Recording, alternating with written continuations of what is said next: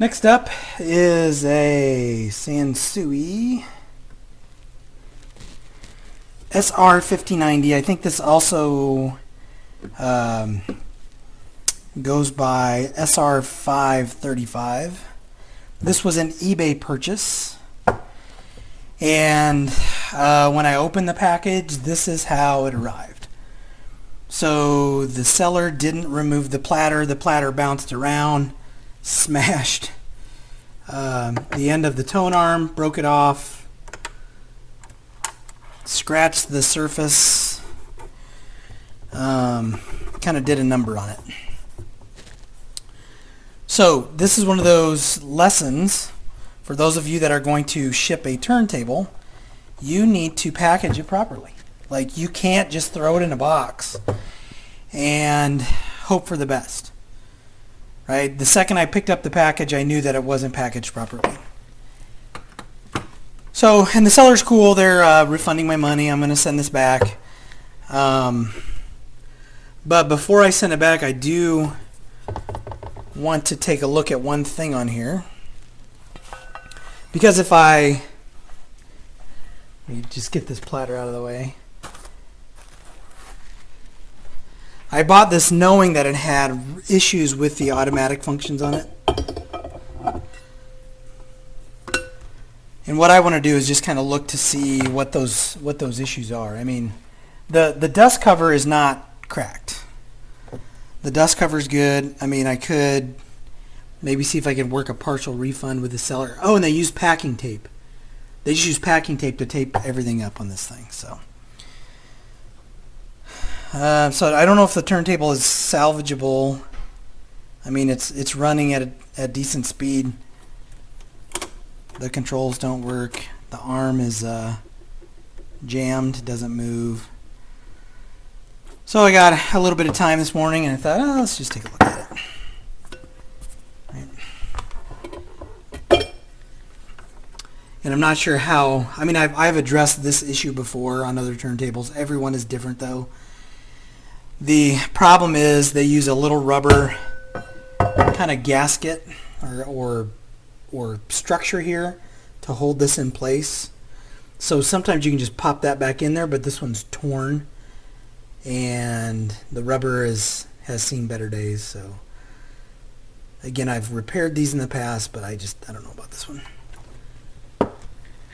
So while I got this here, before I send it back, and again, I may keep it if I can resolve this frozen arm issue. I may keep it.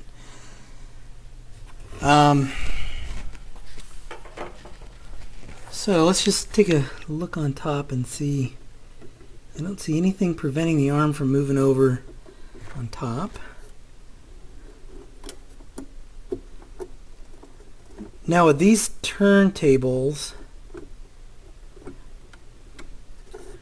you're dealing with a couple of different things. You're dealing with grease that's hardened, and that grease is very, very sticky, so that will have to be addressed. You're also dealing with this model in particular. You're dealing with broken plastic camshafts and gears. This one is cracked. So I can see on the spindle shaft that there's a gap. It's probably not wide enough to affect operation, but it is there. And sometimes what happens is this will loosen up, and then it will spin on the shaft. So see how it's spinning? It's not supposed to spin like that. Now this can actually be resolved with some super glue. You can actually super glue this plastic or nylon shaft to or the so that can actually be repaired by just a little bit of super glue. It appears that I've freed up the arm. So what I'm kind of curious about is, can I cycle this and what will it do? So let's pop this up. All right. And it's returning. Seems to be working. So I'm thinking maybe the issue, because when I bought it, they said that the automatic functions didn't work, right? So I believe that this is probably the issue with the automatic functions. So I'm thinking a little bit of super glue will remedy that. And again, the crack or the gap is very, very, very small. Pretty common on Techniques turntables as well. And once glued into place, there is a little bit of a hiccup because there's just the smallest of gaps there, but it's depending upon how large that gap is, it's hardly noticeable. So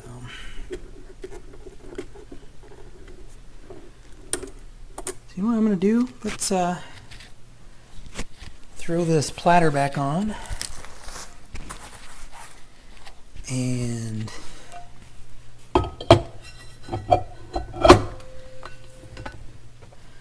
see what happens. Alright, so cool. So it's off. Before it was automatic. It was on. It was stuck on. I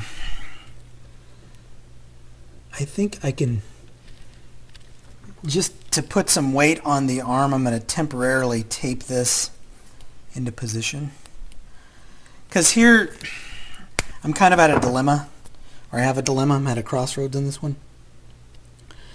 If I can salvage this, I would like to do so and not send it back, because sending this back and having the seller ship it in the same manner is just inviting this turntable to wind up in a non-usable state, right? Every time you ship these, there's the potential for damage. And I would hate to see this damaged in transit again. So I may have to unscrew this to do that. You know, I mean, I may see if they're willing to work like a partial refund or something on this. If I can get maybe even $50 off, I'll probably keep it. Because return shipping will cost them money. And again, I would like to preserve this turntable and recondition it and give it a new home, rather than just say, you know, it arrived damaged, give me my money back, and then have it wind up in a landfill or something. So anyway, I have to figure out what the right thing to do in this situation is. So what I'm doing is I'm just removing that little rubber piece there, so I can hopefully put it in.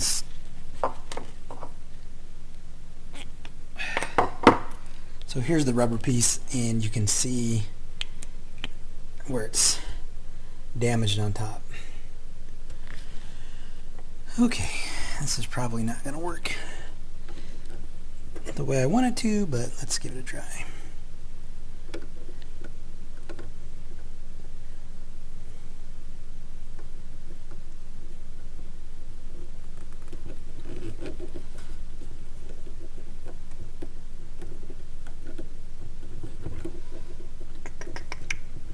Alright, that might be enough to at least allow some weight on there while I cycle it. I just want to cycle it and see what happens, and it popped right off there. My miracle electrical tape did not hold. I know you're like, why are you using electrical tape? Because it's what I have handy right in front of me. Let's try some blue tape. And I just want this to hold long enough to cycle the record, and then we can look at actually addressing whatever this issue is here. May have to use duct tape or actually fix it, but I really don't want to get too far into repairing it if I don't have to. So I know the weight's on backwards. No, it's not going to hold. Nope. No, maybe. All right. It does have a cartridge on it. I have no idea about the condition of it. Looks like there's a stylus. There's a needle on it. So first, let's just do manual. So manual seems to work. All right. Let's do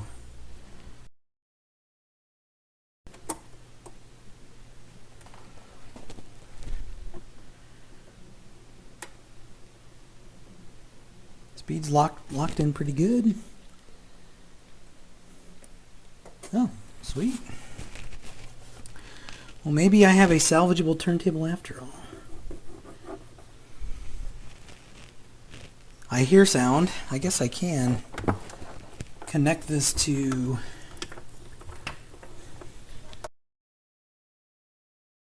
over here. See if I get noise.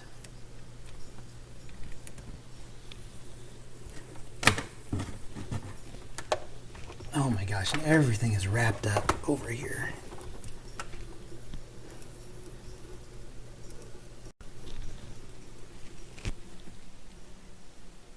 Oh man, that cartridge is... Oh, well, this fell off. So.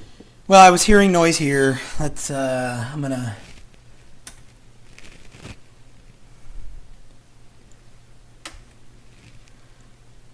see if we get some noise.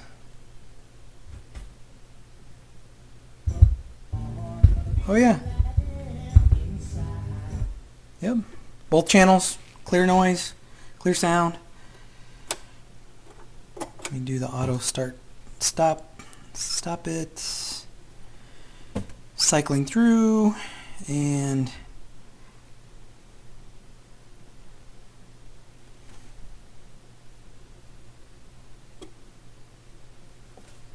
let's try this again. Oh, and it's stuck. Oh, it's because of that spindle. Because the spindle is trapped there. So we're back to where we started, but we know what the issue is. It's that nylon gear on the spindle.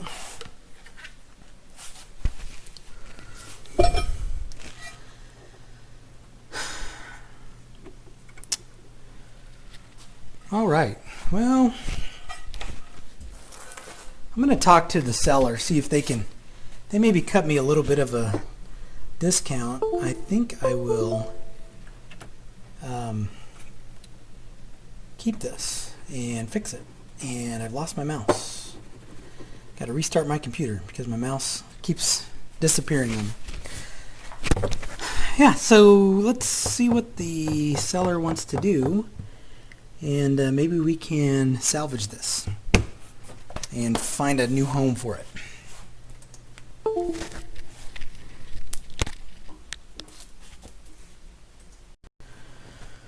I was able to repair the little rubber keeper with some super glue, and it seems to be holding in place. And the trick is going to be putting this back into, this arm.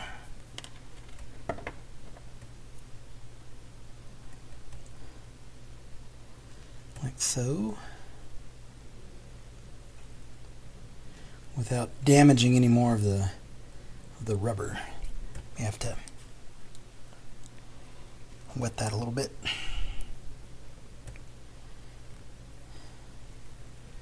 Because what I don't want to do is push down on this too much and have it tear. So we'll see if I can maybe pull that. Oops. Nope, that's not going to work.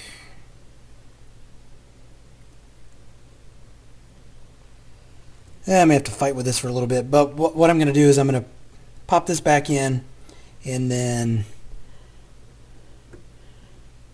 try to get this back into position here, see if it'll hold.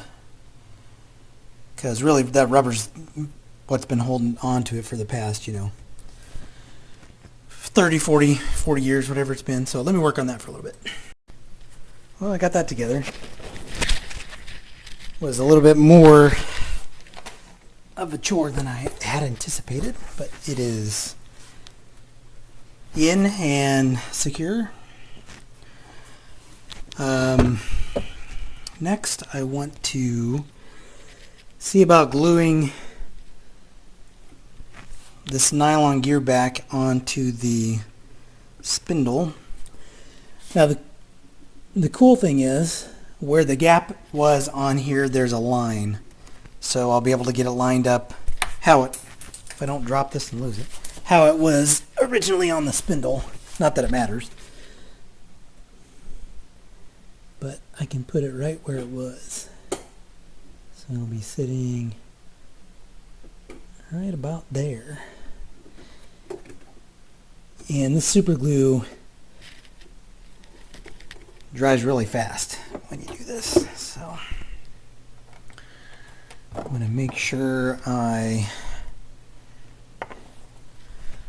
put this couple spots here.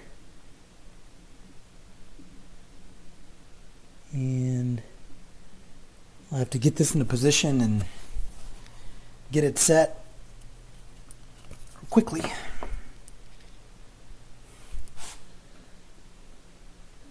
Alright, so that's where the crack was. And that is, whoop, dang. Yep, it's already stuck. But I got it super duper close, like within half a millimeter of where it was, but I'm not moving it now. It is permanently in position. Let's give it a test.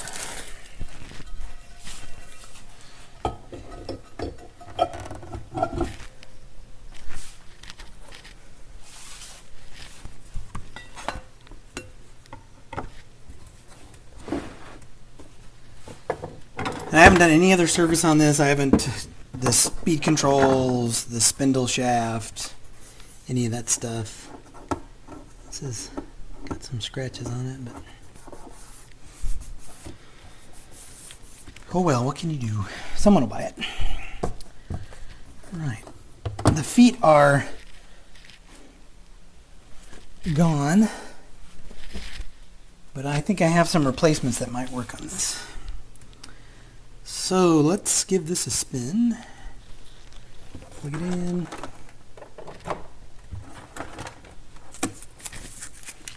It's going through its cycle. And just drop down and shuts off. Alright, so start it.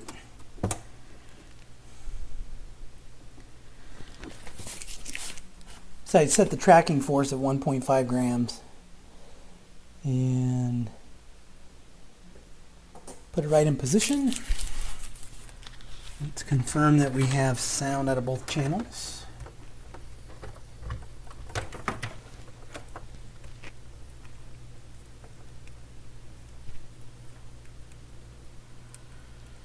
Oh, goodness.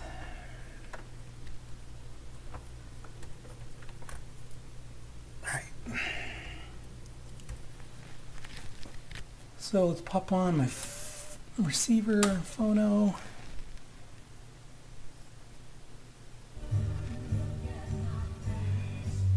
Again, speed controls need to be cleaned.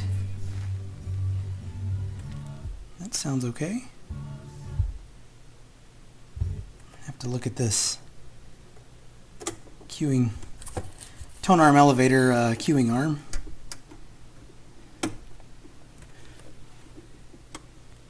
I should shut off. Yep.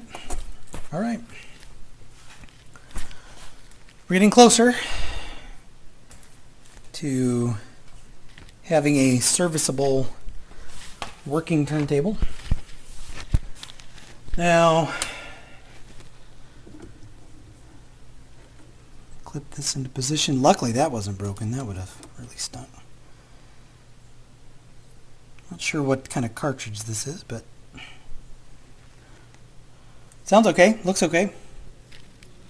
That's a miracle. So what I'm going to do now is flip this over on the bottom, take the bottom off, look at performing kind of a basic service, lubing the spindle, cleaning the speed control pots, and the 33 and 45 switch. So to do that, I'm going to have to remove this bottom, and I'm going to have to get my turntable floor and get to work on that. Before I take the bottom off of this, I want to point out this has a second set of speed control variable resistors on a board over here, so we're going to make sure that we clean those in addition to the switches that we access through the top, because both these controls and these controls can affect whether or not this maintains constant speed. So I'll hit these two first, and then if I can get the other ones, if they're sealed, I won't really be able to clean them that well or at all. But yeah, those are kind of gritty. So anyway, I'm going to work on these for a couple of minutes, and then we'll see about what we need to do to access the spindle so we can lubricate that as well. Pots were cleaned on the underside for the speed controls. The second set of variable resistors, I couldn't really get, they're sealed. I couldn't really get to them to clean them, so I did the best I could. We'll see kind of what happens here in a second. The feet are not salvageable, so I popped the two good ones off. I'll probably just sell them on eBay. I put some of these sound isolation little pads from Hudson Hi-Fi, so you can kind of see it. It's wiggling on there, so just a little additional sound damping. So let's see what happens with the speed now. And then we'll have to clean this up as well as we can. There looks to be some of the finish kind of rubbed off here. I mean, this is not going to be a premium turntable, but it'd be a good starter turntable for somebody. Alright, so manual. Oh, got to plug it in first. Let's do manual. And it's on 33, so let's adjust the speed, and no longer is it floating, so that's good. And these controls were just gummed up like really bad. And then we'll do 45. And 45 adjust, and 33 they both adjust about to the middle position where they lock in, so that's good. Go back to 45, that's good, perfect. Can't ask for much more than that.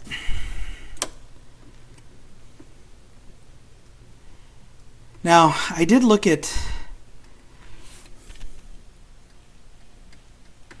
this underneath, and I couldn't really figure out what was going on with this, why that won't stay in position. I didn't see any springs missing. I didn't see anything that looked out of place. I'm going to leave that as is for now.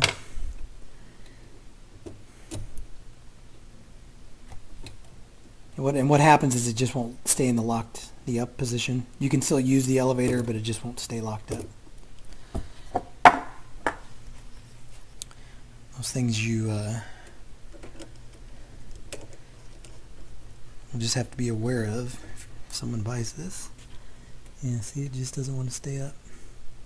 But again, I looked underneath and I couldn't.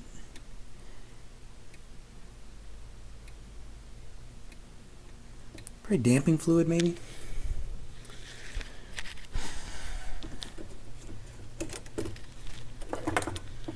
It looks looks like that probably has to be...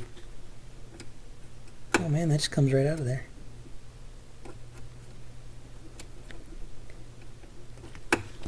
Let's see if there's a way to pop that out and apply some damping fluid to it. Probably not.